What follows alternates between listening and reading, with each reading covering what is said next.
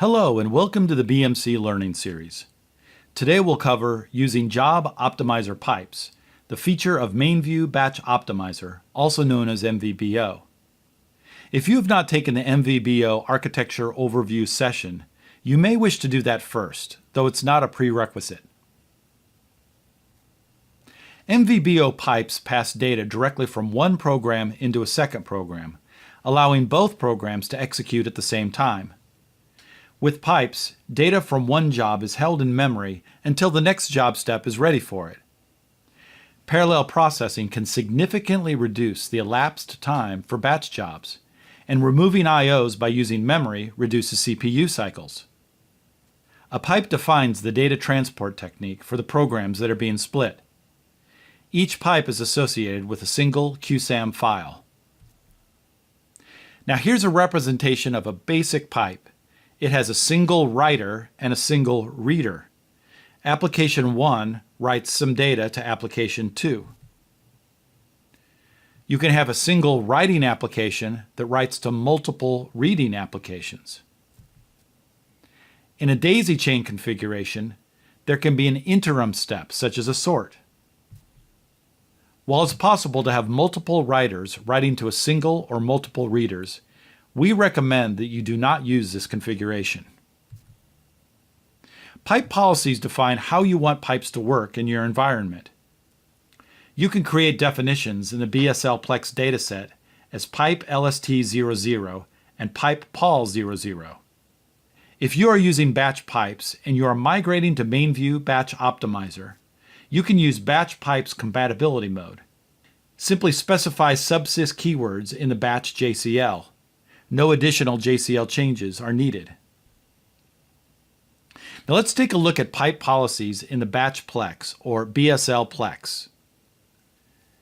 The JOP def.rl contains the default values for all pipe rules. Pipe PRM00 contains the startup parameters for the pipe's started task. Pipe POL00 defines the pipe policy. Use this member to define individual pipe policies. And pipe LST00 lists all active pipe POL NN members, and it controls all pipes. You can activate this list and it will activate all underlying pipe policies. Both pipe participants run at the same time. By default, pipe synchronization is open and sync wait time is set for 5 minutes. In other words, the pipe will time out after 5 minutes. You can change this option in the pipe policy. Reads from the pipe are destructive. You can't reread a block from a pipe. When you read it, it no longer exists in the pipe. Pipes can be qualified at the job level or even the step within a job. Depending on the DISP settings in your JCL, a physical data set may be created for the pipe. You can set the pipe policies on the Pipe Policy Rule Definition panel. Note the scrollable area at the bottom of the screen. You should review the Reader Data option.